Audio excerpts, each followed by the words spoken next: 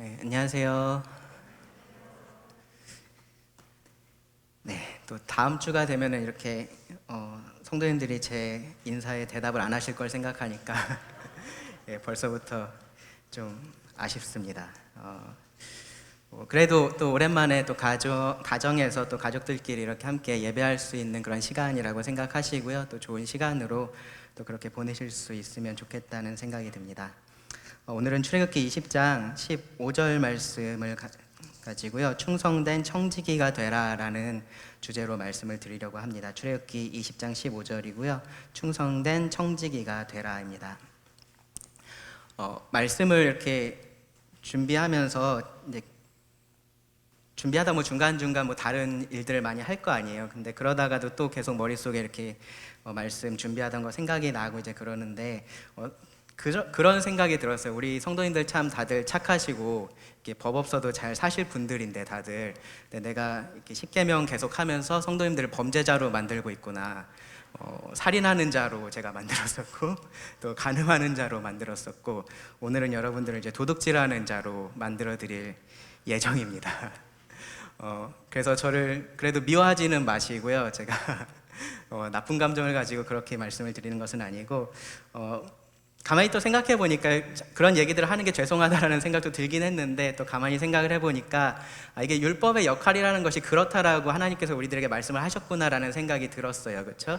우리가 죄가 없다라고 생각하고 있을 때 이러한 말씀에 우리를 비춰보면 나에게 이러한 죄가 있구나, 이제 그런 것들을 깨닫게 되고 알게 되고 또 하나님 앞에서 다시 겸손하게 낮아지고 또 하나님의 은혜 앞으로 다시 나아가고 이제 그러한 것이 율법의 역할이구나라는 생각을 또 다시 한번 해보게 됐습니다. 그래서 오늘도 이 십계명의 율법을 통해서 또 우리 자신을 돌아볼 수 있는 그런 시간이 되었으면 좋겠습니다. 도둑질이 뭔지는 사실은 사전 찾아보지 않으셔도 다들 말씀할 수 있으시죠, 그렇죠? 도둑질에 대해서는 아마 다들 아실 겁니다. 그래도 굳이 찾아봤는데요. 찾아보니까 사전에는 이렇게 돼 있더라고요. 우리말 사전에 남의 물건을 훔치거나 빼앗는 일. 네, 새롭지 않으시죠? 네, 그게 도둑질입니다. 그리고 그게 제가 오늘 여러분들에게 드릴 말씀입니다. 이 10계명의 제 8계명에서 금하고 있는 도둑질도 다른 특별한 것이 아니고 바로 그런 도둑질입니다. 남의 물건을 훔치거나 빼앗는 일, 자기 소유가 아닌 것을, 내 소유가 아닌 것을 허락 없이 취하는 거죠. 가져오는 것, 나의 소유로 만드는 것을 말합니다. 불법적으로 남의 소유를 자기 것으로 삼는 것, 이제 그런 것이 도둑질입니다. 그런데 우리가 이 십계명을 이제 다루면서 여러분들도 계속 들으시면서 아시겠지만 이 표면적으로 보이는 것이 전부는 아니에요. 이 십계명에서 말하고 있는 그러한 계명의 의미가 그냥 그것만 안 하면 된다, 이제 그런 것들은 아닙니다.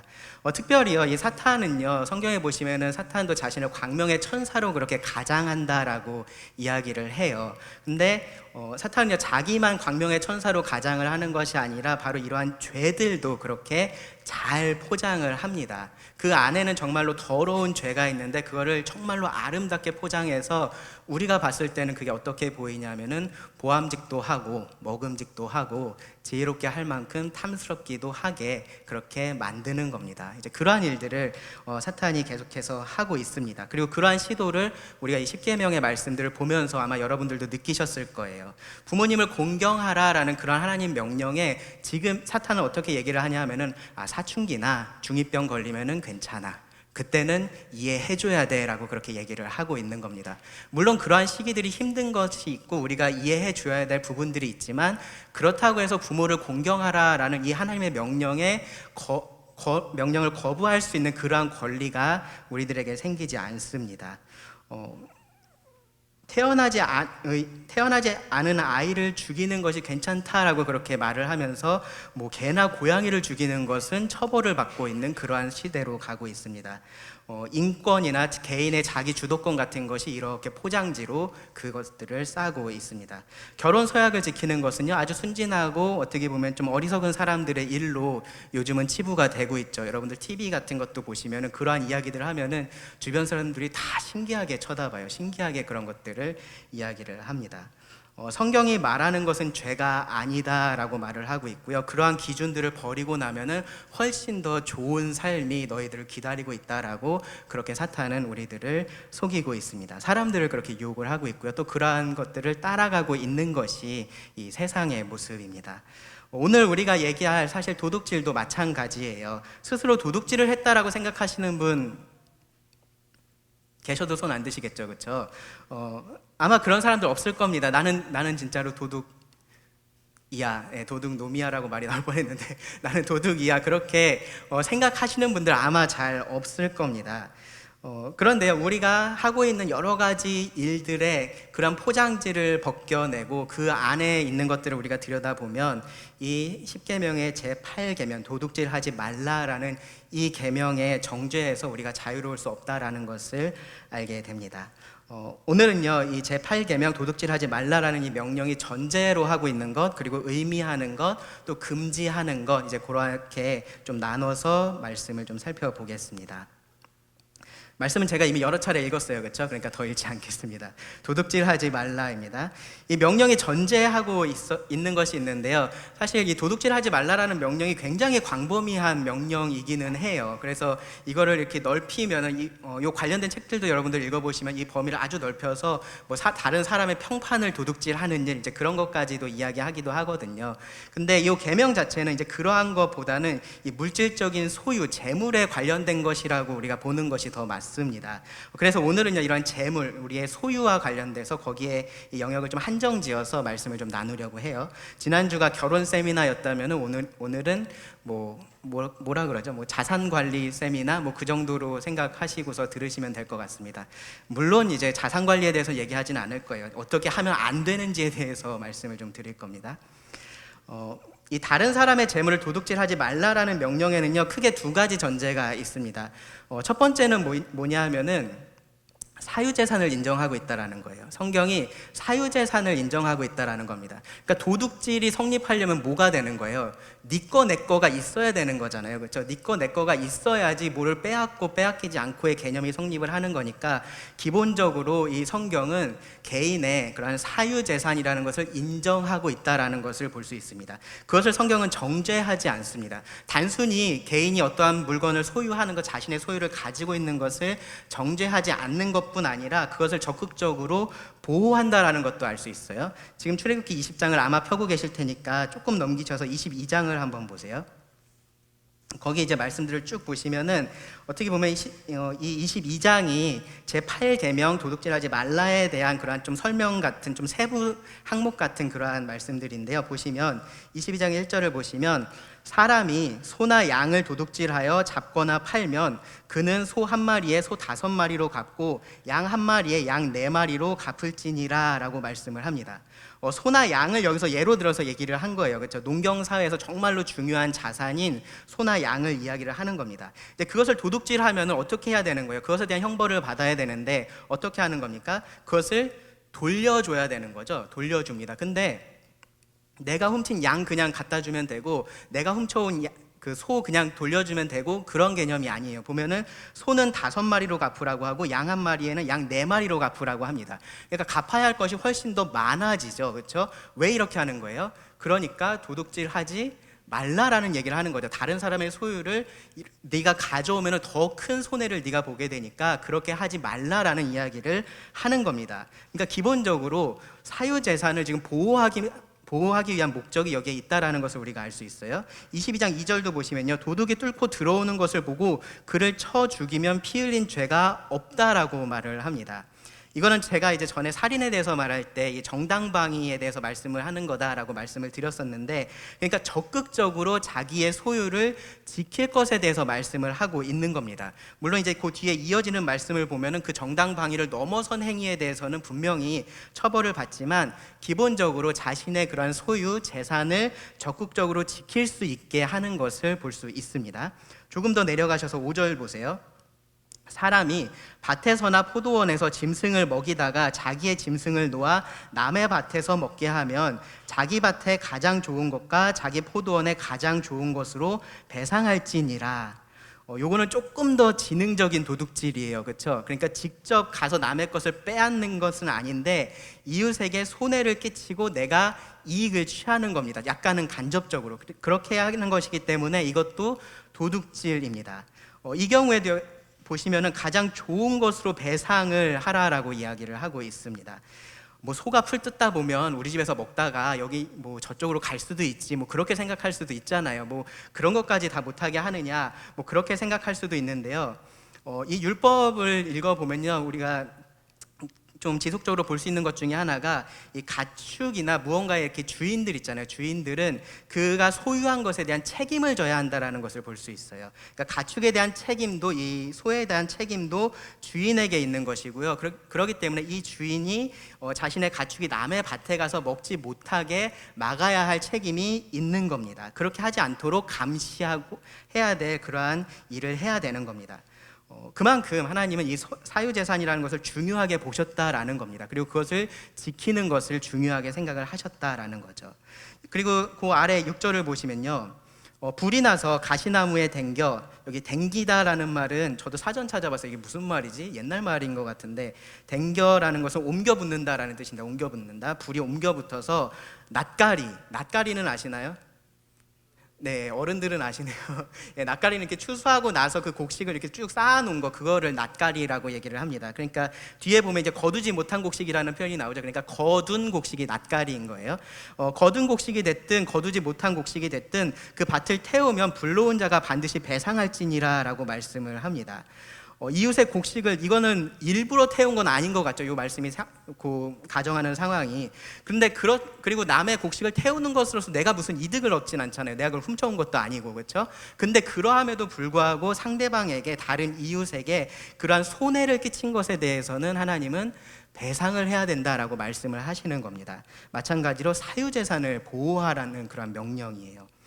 7절 이하의 말씀들도 쭉 읽어보면은 이제 다 그러한 내용들입니다. 이 7절 이하의 말씀은요, 남의 돈을 빌렸거나 혹은 물건이나 가축 같은 것을 빌렸거나 아니면 내가 잠깐 그것을 이렇게 맡고 있다가 이제 그것에 문제가 생긴 거죠. 그것을 내가 잃어버렸거나 도둑을 맞았거나 이제 그러한 상황이 있을 때 어떻게 해야 되냐, 이제 그런 것에 대한 책임인데, 이 규정들을 보시면요, 공통적으로는 무엇을 말하고 있냐면은 그것에 대한 책임을 져야 된다라고 얘기를 해요. 그러니까 빌린 사람이 그 남의 소유를 빌려온 거잖아요. 그러니까 그것에 대해서 자기가 책임을 져야 된다. 도둑 맞은 거면은 도둑을 잡아야 되는 거고, 잃어버린 거면은 그것에 대한 보상을 해야 될 것을 말씀을 하고 있습니다.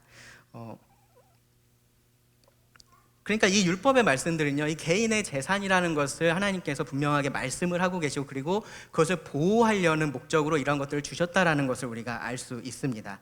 율법들이요, 이 율법들이 이스라엘이라는 그런 국가의 사회법으로서 하나님께서 주셨다라는 것을 우리가 생각을 해보면, 하나님은 분명히 이러한 개인의 사유재산, 이런 재산권을 인정하는 것을 이 경제의 근간으로 삼고서 살아가게 하셨다라고 우리가 생각할 수 있습니다. 율법을 보면요, 또 오늘날의 복지에 해당되는 그런 말씀들도 사실 많이 있어요. 보면은 뭐 추수할 때 이렇게 나달이 떨어지면 그거 그냥 내버려 둬라라는 말씀이라던가, 뭐 지나가다가 배고플 때 다른 사람의 포도원에 가서 그것을 먹을 수 있다라고 하는 말씀이라던가, 이제 그러한 것들은 분명히 말씀들이 있습니다.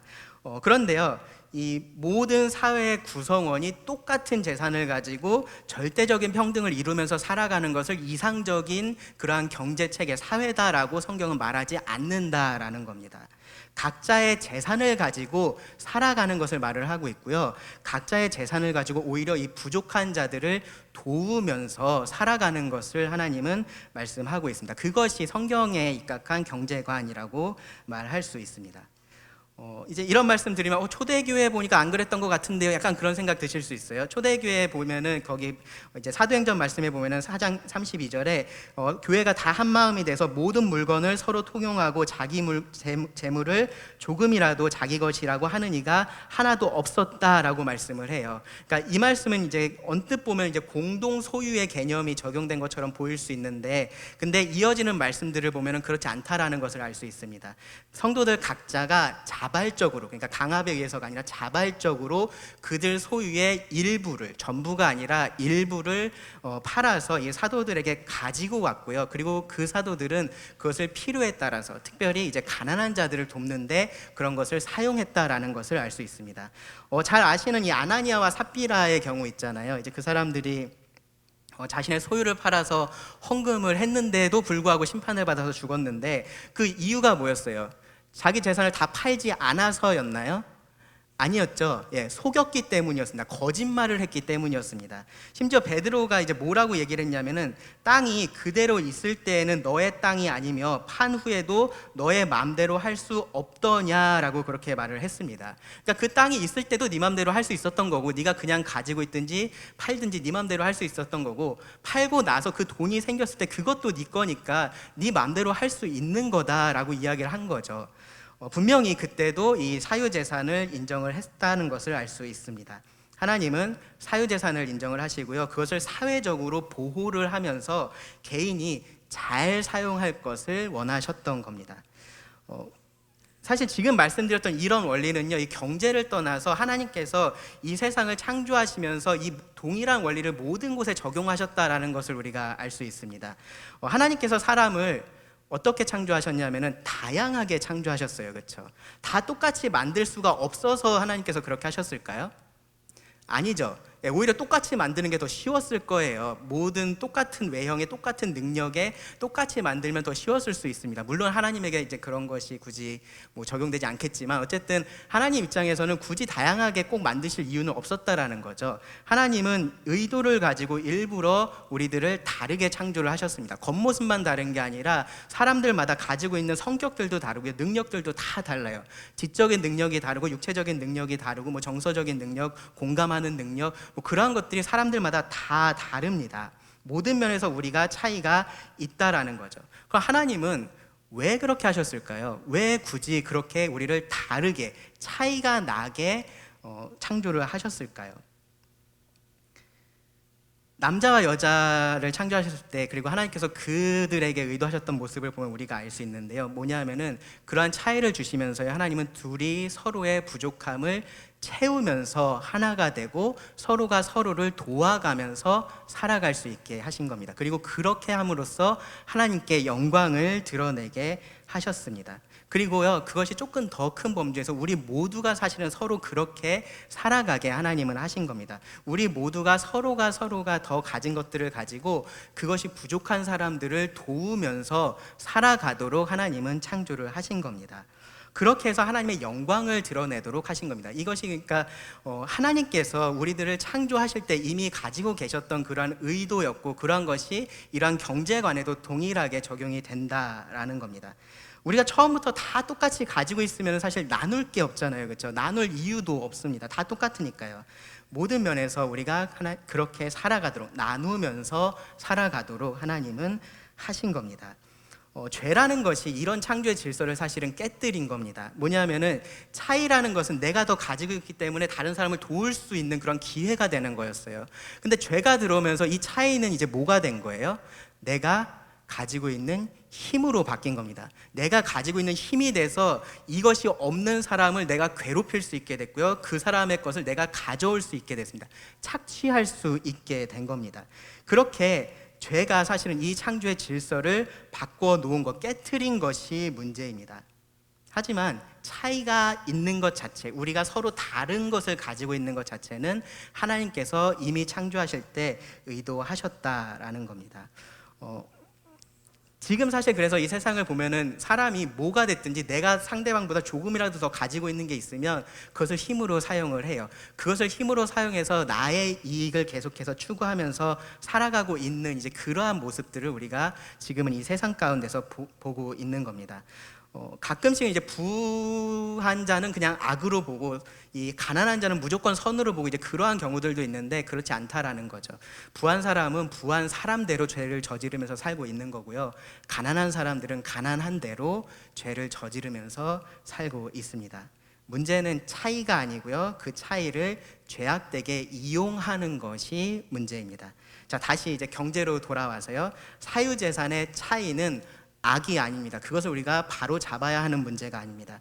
그것을 악하게 사용하는 것을 바로 잡아야 됩니다. 그렇게 악하게 사용하려고 하는 그 마음과 그 행함을 우리가 바로 잡아야 되는 부분입니다.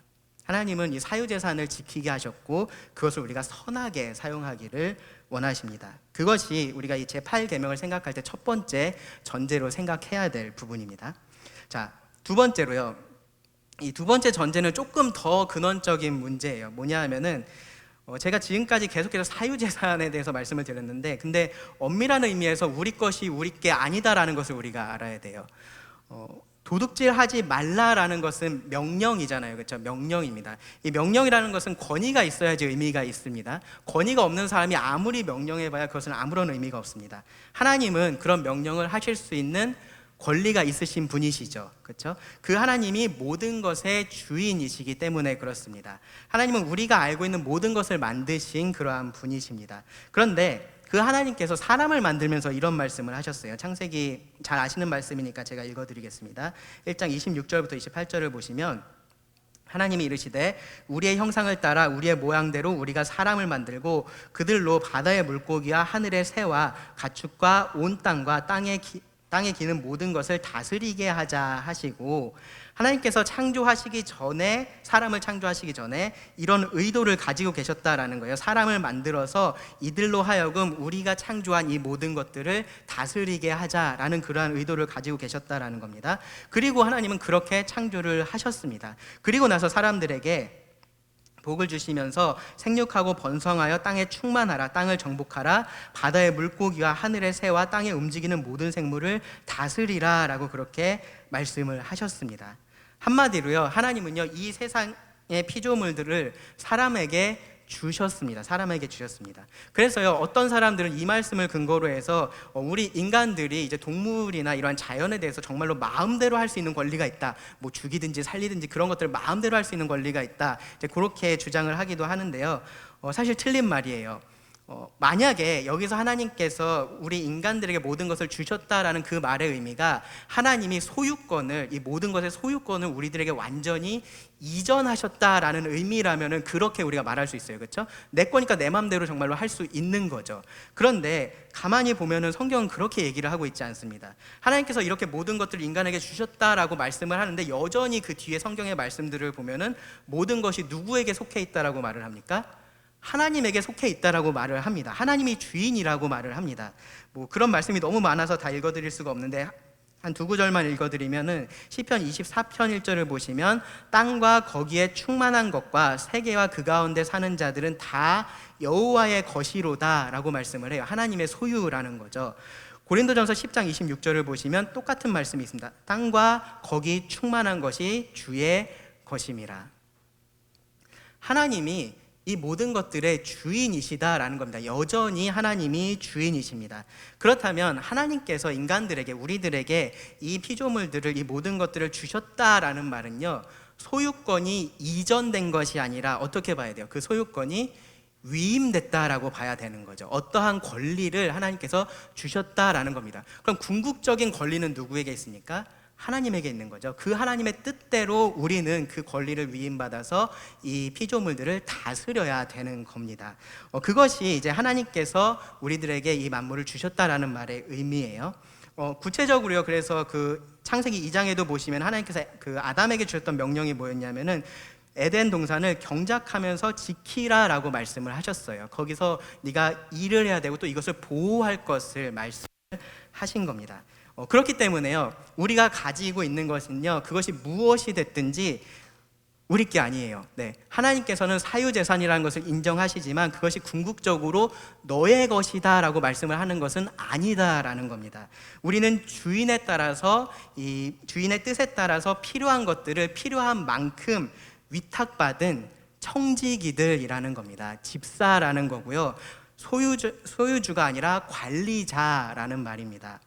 사유재산도요, 그렇기 때문에 궁극적으로 나의 것이 아니라 하나님의 것입니다. 그렇기 때문에 우리가 이것을 어떻게 사용을 해야겠어요? 하나님의 뜻대로, 주인의 뜻대로 사용을 해야 되는 겁니다. 이것이 이 도둑질하지 말라라는 이 명령의 두 가지 우리가 알고 있어야 할 전제입니다. 개인의 사유재산을 성경은 인정하고 있다라는 것이고, 그리고 성경은 더 궁극적으로 모든 것은 하나님의 것이다라고 말씀을 하고 있다라는 거죠. 그러면 이제 이 명령이 그럼 무슨 의미이냐 좀 생각을 해 보겠습니다. 이 두 가지 전제에 따르면요, 하나님은 우리들 각자에게 뜻을 가지고 필요한 것들을 맡겨 주셨습니다. 그 중에 일부가 재물인 거죠, 그렇죠? 여러분들이 뭐 가지고 계신 것들, 여러 가지 것들이 있잖아요. 그런 것들 중에 일부인 재물에 대해서는 오늘은 말씀을 드리는 겁니다. 우리는 이 청지기로서 이 주인이신 하나님께 가장 이익이 되는 방향으로 이 재물을 관리를 해야 됩니다. 그리고 그렇게 하는 방법도 하나님의 방법이 되어야 됩니다. 그래서 그런 측면에서 보면은 도둑질하지 말라라는 이 명령은요, 주인이신 하나님께서 다른 청지기 거 넘보지 말라라고 말씀을 하신 거예요. 내가 주인으로서 청지기들에게 얘한테 이만큼이 필요해서 이만큼을 줬고 쟤한테 저만큼이 필요해서 저만큼을 줬는데 네가 그것을 빼앗아올 권리가 없다라고 말씀을 하신 겁니다. 사무엘상 2장 7절을 보시면은 여호와는 가난하게도 하시고 부하게도 하시고 낮추기도 하시고 높이기도 하신다라고 말씀을 해요. 그러니까 가난하게 하고 부하게 하는 것 누가 하는 일이라는 거예요? 하나님께서 하시는 일이다라는 겁니다. 하나님께서 더 많이 주는 사람들이 있고 더 적게 주는 사람들이 있다라는 거죠. 하나님께서 그 뜻에 따라서 각자에게 필요한 만큼을 다 베풀어 주십니다. 그렇기 때문에요, 그것을 내가 빼앗아 온다라는 것, 도둑질한다라는 것은 그것을 빼앗아 오는 건데, 그것은 어떤 의미가 되냐 하면은 그 주인의 권리를 침해하는 것이 됩니다. 그 주인의 권리를 내가 가져오는 것이 되는 거고요. 그리고 또 한편으로는요, 이 빼앗긴 사람의 입장에서 보면은 그 빼앗긴 사람은 하나님께서 맡겨주신 그 사명을 다하지 못하게 되거나 혹은 그것을 하기 어렵게 우리가 만드는 겁니다. 해를 가한다라는 거죠. 가해한다라는 겁니다. 뭐 도둑질 하나에 그렇게 큰 의미가 있어? 약간 그런 생각 여러분들 하실 수 있는데 현실이 그렇습니다. 이 재물이 우리 삶의 모든 영역에 그렇게 중요한 역할을 미치고 있기 때문에 그렇습니다.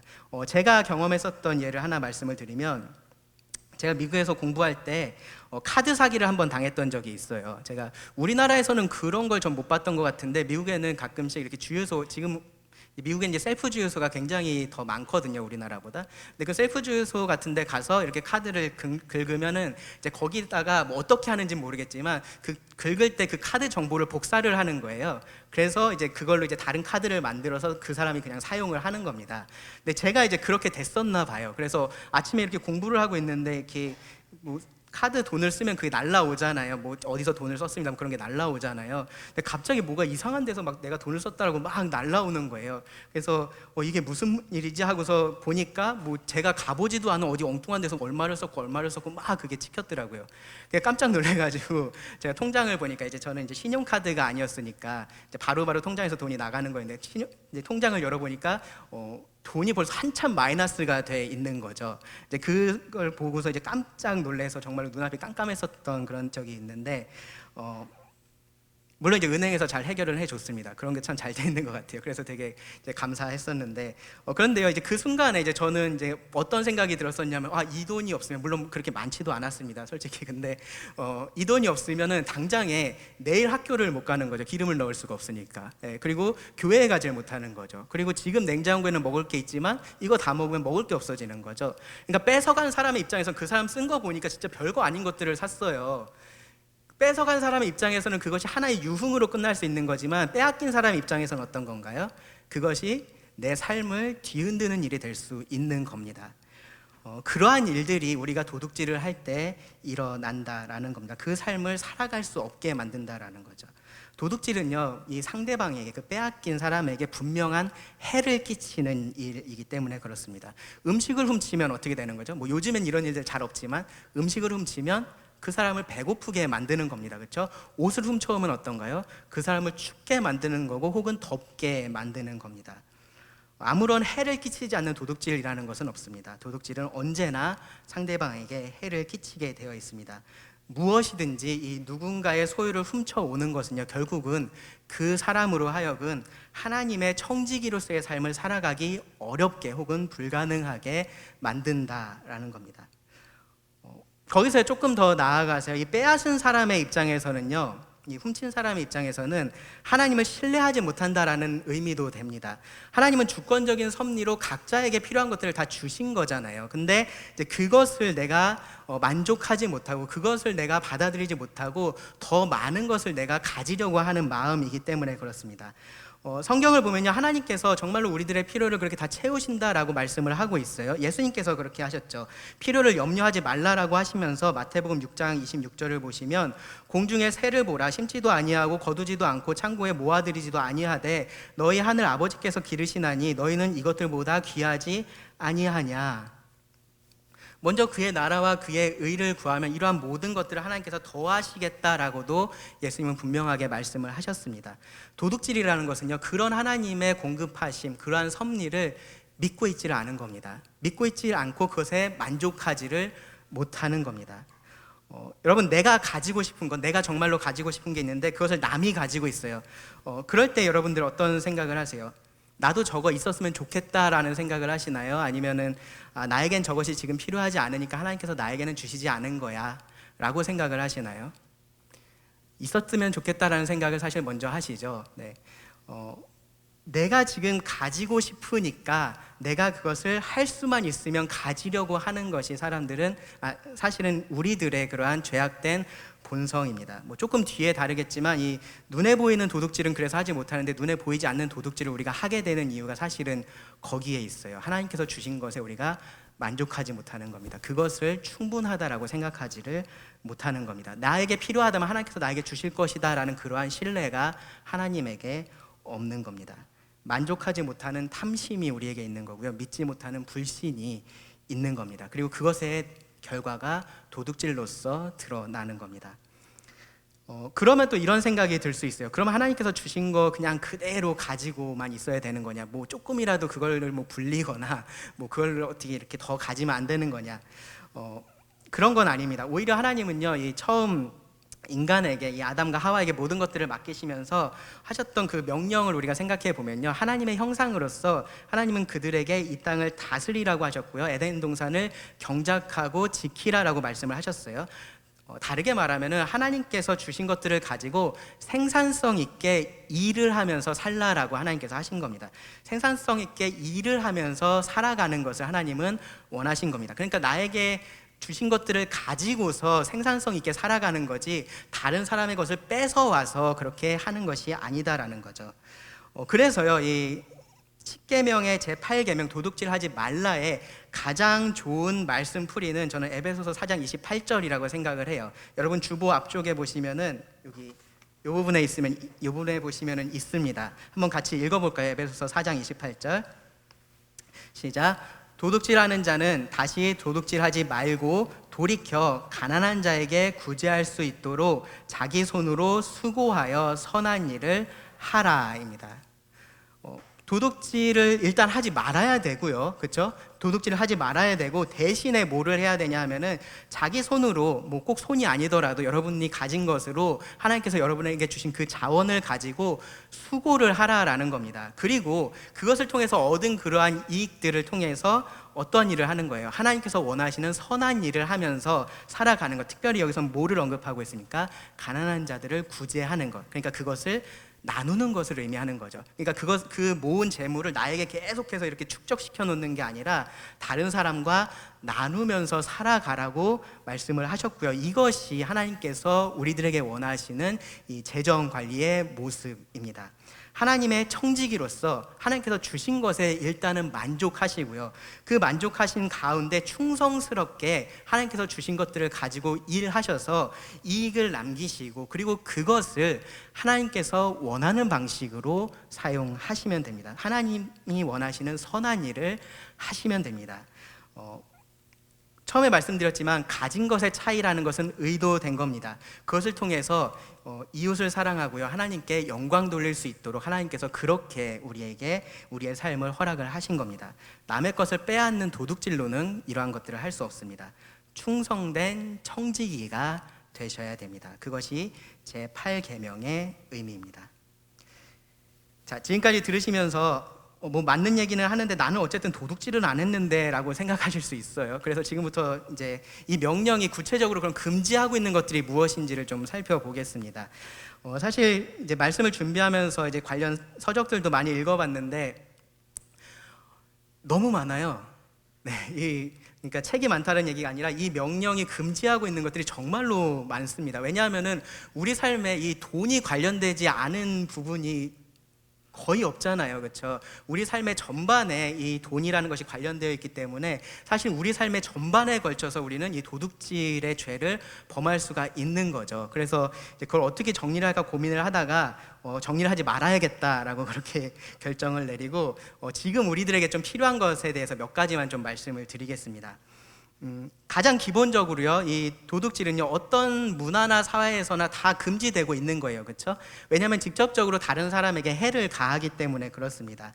그래서 이 제8계명도요, 도둑질하지 말라라는 이 계명도 모두가 인정할 수 있는 그러한 분명한 절도나 뭐 강도나 뭐 횡령이나 사기나 뭐 납치나 뭐 그러한 것들을 다 금지를 합니다. 당연히 이제 그런 것들을 금지한다는 것을 여러분 알고 계셔야 되는데, 그런데 최근에 들어와서 여러분들이 혹시 잘 모르고 계실 도둑질이 있어요. 여러분 이런 것들을 하고 계실 수 있습니다. 뭐냐면요, 과거에는 정말로 다들 물건이었어요.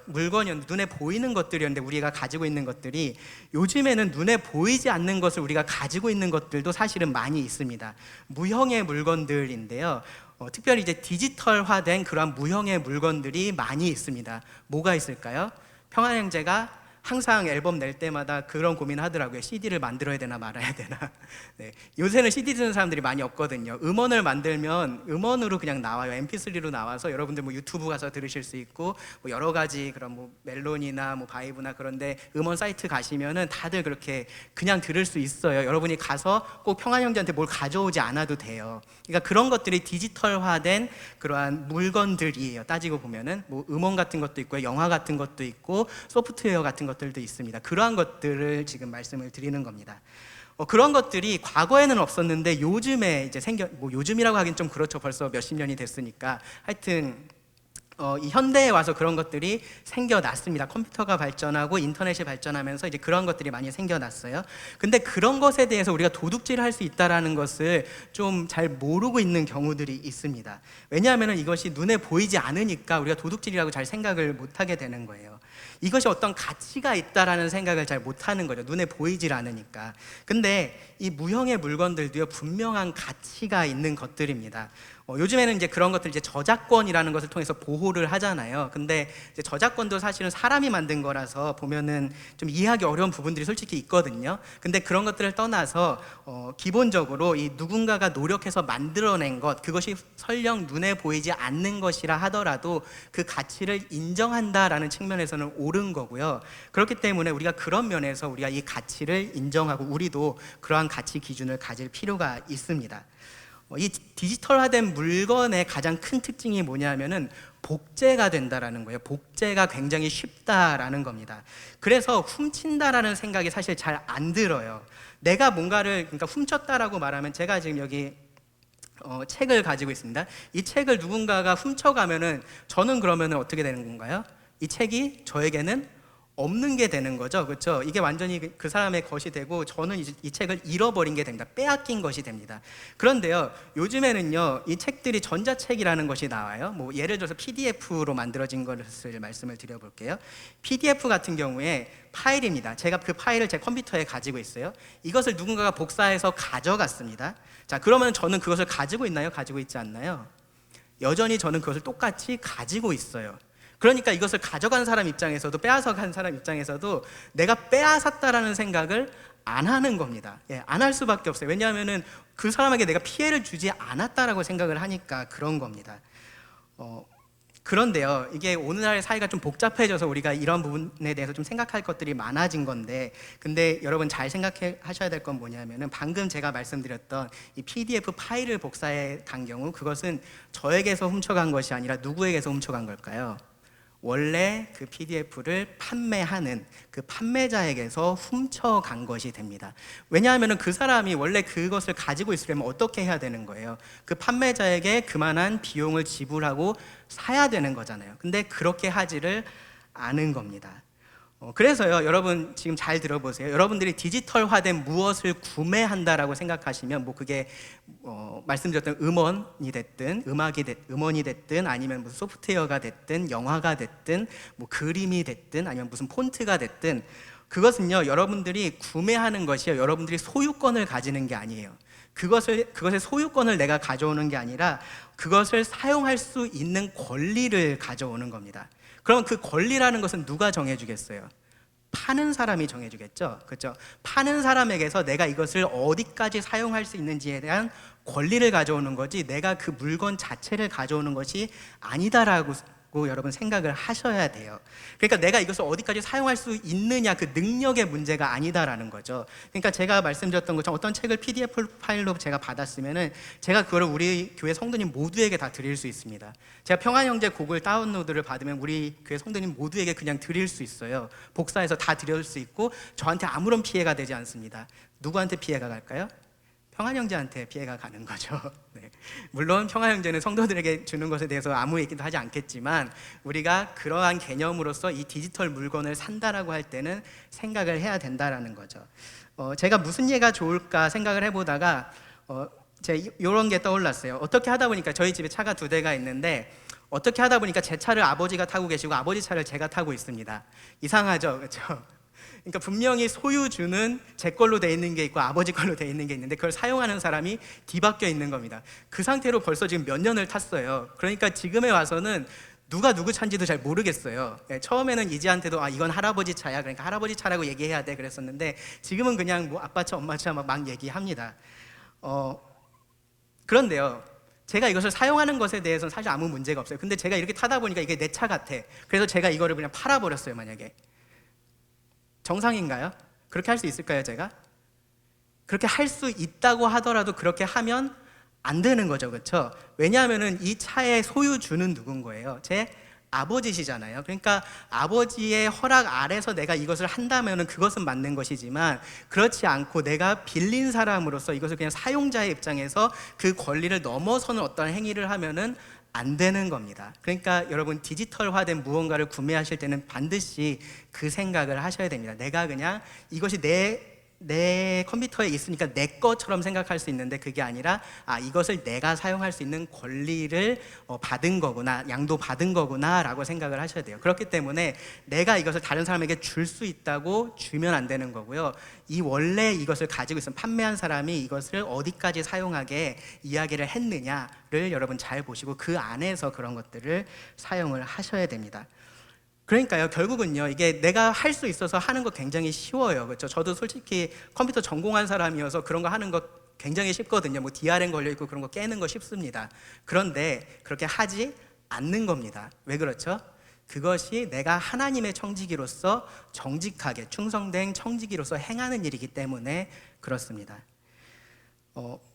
다음으로요, 지금 방금 말씀드렸던 것은 아마 조금 젊으신 분들이 많이 해당이 됐을 텐데 다음으로 좀 말씀드릴 건 뭐냐면은 시장 거래에 대한 얘기예요. 거래에 대한 얘기. 신명기 25장 13절부터 15절을 보시면 이런 말씀이 있습니다. 너는 네 주머니에 2 종류의 저울추 곧 큰 것과 작은 것을 넣지 말 것이며 너의 집에 2 종류의 돼 곧 큰 것과 작은 것을 두지 말 것이요. 이 도대체 무슨 말씀일까요? 집에 후라이팬 큰 거랑 작은 거 있으면 안 된다는 얘기일까요? 냄비 큰 거랑 작은 거 같이 있으면 안 된다는 얘기인가요? 아니죠. 네, 아닙니다. 뒤에 말씀을 보시면 오직 온전하고 공정한 저울추를 두며 온전하고 공정한 되를 둘 것이라. 그리하면 너의 하나님 여호와께서 너에게 주시는 땅에서 너의 날이 길리라. 거래할 때 2가지 추를 가지고 이 사람에게 보여줄 때는 이 무거운 걸 보여줬다가 실제로 잴 때는 가벼운 거 사용하지 말라라는 겁니다. 되로 받아서 보여주면서 이 사람한테 보여줄 땐 큰 거에다가 해가지고 이만큼 줄 거예요라고 얘기하면서 실제로 줄 때는 작은 거에다 퍼가지고 주지 말라라는 겁니다. 속이지 말라라는 거예요. 이렇게 거래 같은 거 할 때, 시장에서 거래할 때 속이지 말라라는 겁니다. 잠언에서도요, 이 속이는 저울을 하나님께서 미워하신다라는 말씀이 2차례나 기록이 되어 있습니다. 공정해야 된다라는 겁니다. 여러분 거래를 하실 때요. 공정해야 된다라는 것은요, 여러분 오해하지 마셔야 될 게 이익을 보면 안 된다라는 말이 아니에요. 네, 분명히 정당한 이익을 보는 것이 그게 거래인 거잖아요, 그렇죠?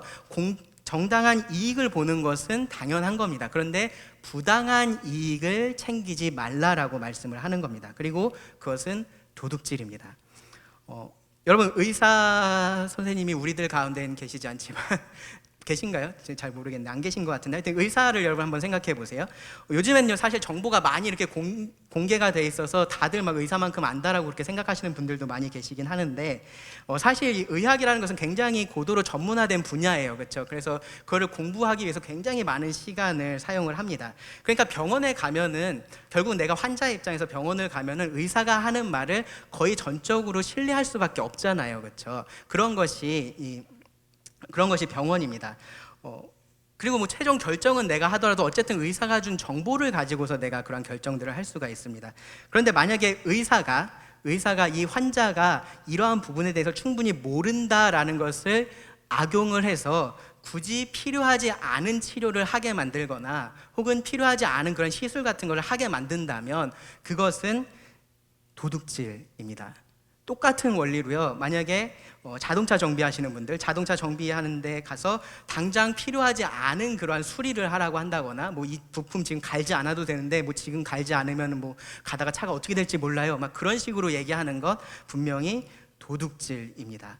이 가난한 사람을 우리가 착취하는 것을 정말로 악한 범죄라고 생각을 하잖아요. 똑같습니다. 무지한 사람을 착취하는 것도 악한 범죄입니다. 뭐 비슷한 것들 또 이런 것도 있습니다. 좋지 않은 것을 좋다고 속여서 파는 것들, 본래 이상으로 과대 포장해서 그것을 팔려고 하는 모든 것들, 그러한 것들 사실 도둑질입니다. 영업하시는 분들 아마 많이 계실 텐데 특별히 이런 면에서 여러분 조심하셔야 돼요.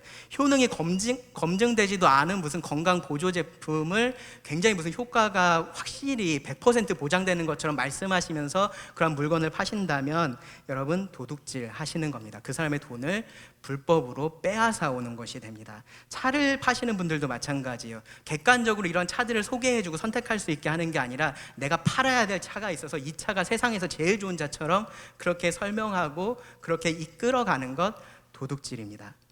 속이는 저울입니다. 아마 요즘에 중고 거래들 많이 하실 거예요, 그렇죠? 밤에 저녁에 뭐 공원 같은 데 나가면 서로 인사가 당근이세요라고 그렇다고 요새 얘기도 하는데, 뭐 아시는 분들은 이제 아시는 거죠. 많이 하시는 겁니다.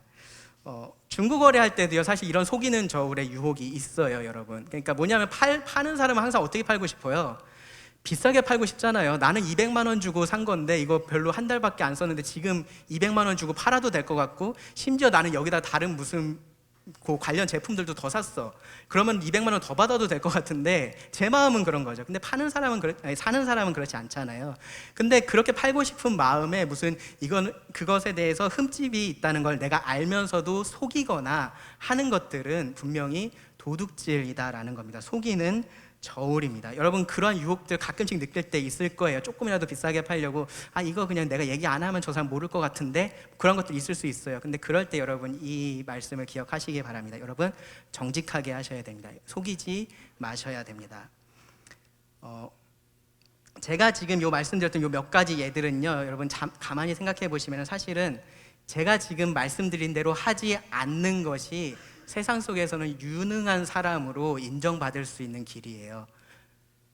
이 세상 속에서 여러분이 유능한 사람으로 인정받고 싶으시면 이 반대로 하시면 됩니다. 필요하지 않은 것들을 사게 만들고 그러한 시술들을 하게 만드시면 됩니다. 그런데 여러분들이 이 세상에 속한 사람들이 아니라 하나님의 나라에 속한 사람들이라면, 하나님을 믿는 자들이라면 그렇게 하셔서는 안 됩니다. 여러분 한번 생각해 보세요. 만약에 여러분이 의사시거나 혹은 여러분이 자동차를 뭐 정비하시거나 혹은 중고 거래하는데 유평 성도가 나왔다. 여러분 그럼 어떻게 하시겠어요? 속이실 건가요? 아니죠. 그죠? 정직하게 하실 겁니다. 그렇죠? 정말로 필요한 정보를 주고서 이러하니까 이런 선택을 하시는 것이 좋을 거예요. 그렇게 말씀하실 겁니다. 그렇죠? 근데 여러분 불신자한테는 내가 그렇게 할 수 있다라고 생각하는 것은 정말로 좀 잘못된 생각이에요. 왜냐하면은 우리가 어디에 빛과 소금이 돼야 되죠? 세상의 빛과 소금이 돼야 되잖아요. 그렇다면 우리가 안 믿는 사람이라면 더더욱이나 우리가 정직하게 해야 되는 겁니다. 다음으로요, 이 일과 관련된 부분입니다. 다들 일 하시죠? 그러니까 이거는 아마 대부분의 성도님들이 해당이 될 겁니다. 직장에 가시면요, 여러분 두 종류의 도둑들이 있어요. 아시는지 모르겠는데 두 종류의 도둑들이 있습니다. 월급 도둑이 있고요. 월급 루팡이라고도 요새 하더라고요. 월급 도둑이 있고 일 도둑이 있습니다. 무슨 말이냐면은 일은 최대한 적게 하면서 돈은 많이 타가려고 하는 월급 도둑들이 직장 안에는 있고요. 일은 최대한 많이 시키면서 돈은 최대한 적게 주려고 하는 일 도둑들이 있습니다. 믿는 자들은 무슨 도둑이 되어야 될까요? 도둑이 되면 안 되겠죠, 그렇죠? 어느 쪽의 도둑도 되시면 안 됩니다. 그러니까 여러분들이 고용된 직원의 입장에 계시든지 고용주의 입장에 계시든지 잘 생각하셔야 됩니다. 골로새서 3장 22절 말씀을 보시면 종들아 모든 일에 육신의 상전들에게 순종하되 사람을 기쁘게 하는 자와 같이 눈가림만 하지 말고 오직 주를 두려워하여 성실한 마음으로 하라. 사람이 두려워서가 아니라 주님이 계시기 때문에, 우리가 주님의 청직이기 때문에 그렇게 하라라는 겁니다. 무슨 일을 하든지 마음을 다하여 주께 하듯 하고 사람에게 하듯 하지 말라. 골로새서 4장 1절은요, 상전들아 의와 공평을 종들에게 베풀지니 너희에게도 하늘에 상전이 계심을 알지어다. 종이 됐든 상전이 됐든 다 그 위에 누가 계신 거예요? 그들의 진짜 주인이신 하나님이 계신 겁니다. 그러니까 그 하나님의 청지기로서 일을 하든지 일을 시키든지 하라라는 겁니다. 직원의 입장이라면 당연히 성실하게 일해서 그것에 합당한 급여를 받는 것을 여러분 마땅하게 생각하셔야 돼요. 그것이 옳다라고 여러분 생각하셔야 됩니다.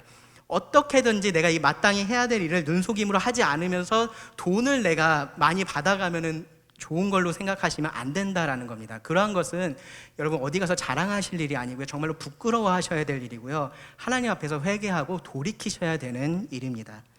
여러분이 고용주라면요, 그 노동에 합당한 대우를 해 주셔야 돼요. 그리고 믿는 자라면 사실은 합당한 것보다 조금 더 너그럽게 그들을 대우해 주셔야 됩니다.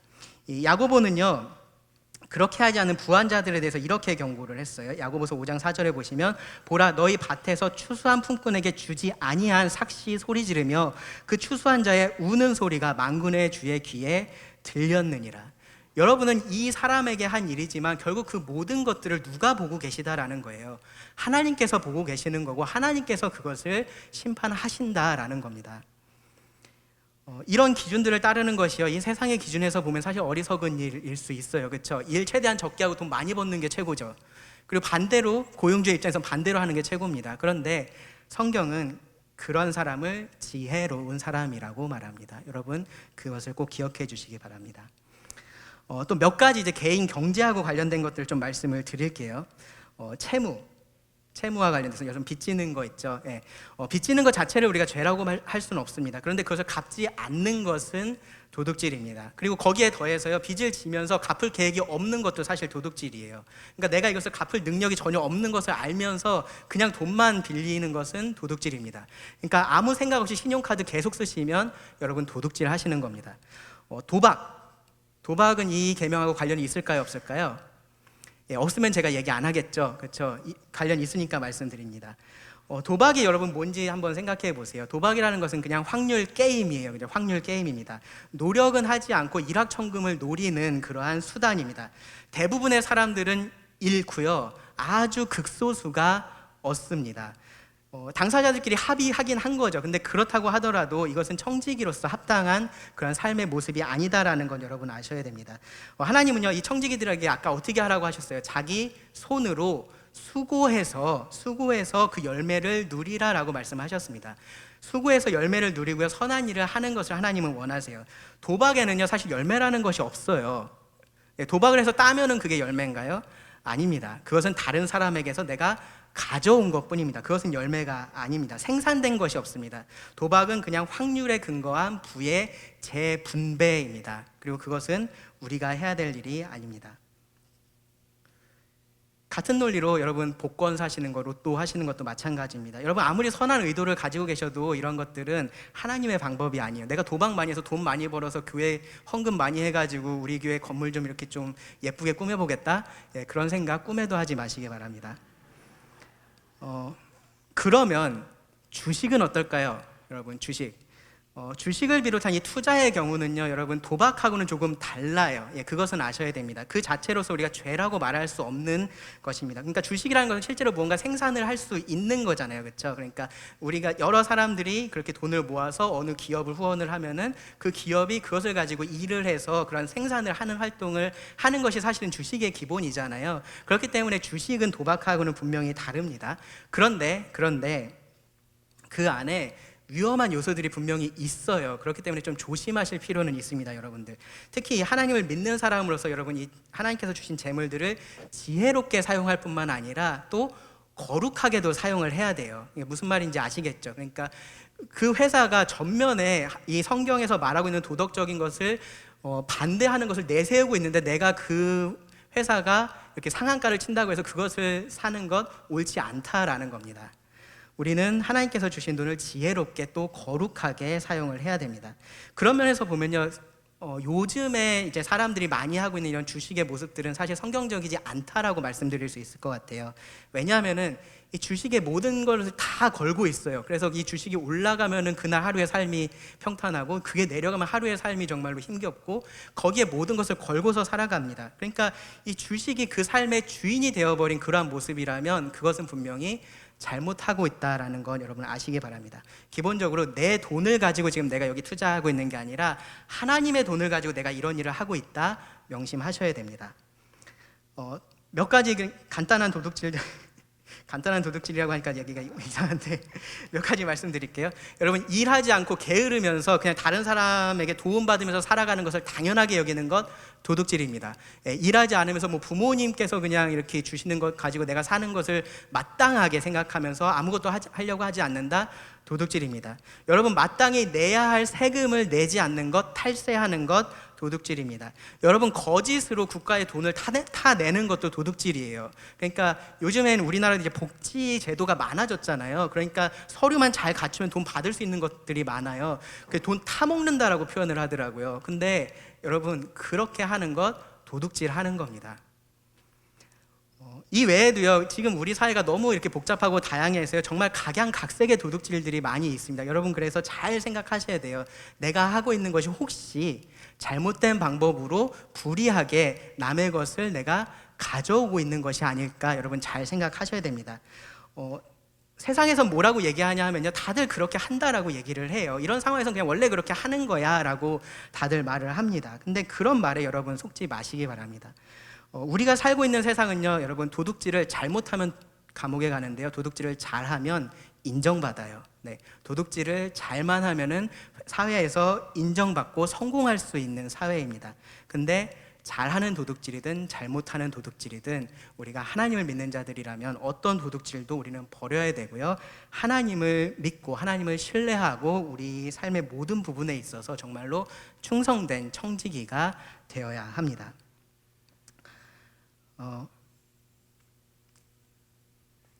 이제 말씀을 마치려고 하는데요, 우리가 왜 도둑질을 할까요? 여러분 생각해 보신 적 있으신가요? 우리가 왜 도둑질을 할까요?